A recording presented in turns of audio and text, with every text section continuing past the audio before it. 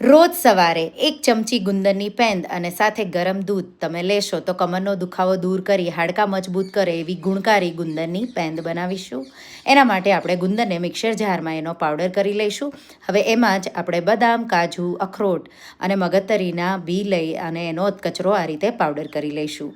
સૂકા કોપરાને આ રીતે ખમણી લઈશું. હવે કડાઈમાં ઘી ગરમ કરી અને એમાં દળેલો ગુંદર ઉમેરી અને ગુંદર ફૂલી અને આ રીતે ક્રિસ્પી થઈ જાય ત્યાં સુધી થવા દઈશું. આ રીતે તળાઈ જાય એટલે આપણે એમાં દૂધ ઉમેરી દઈશું અને દૂધમાં પીગળી જાય ગુંદર ત્યાં સુધી થવા દઈશું.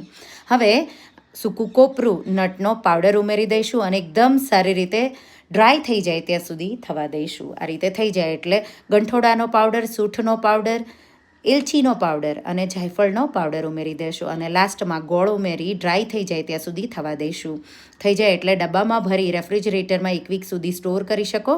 ડિટેલ રેસીપી મેં સાઈડમાં આપેલી છે.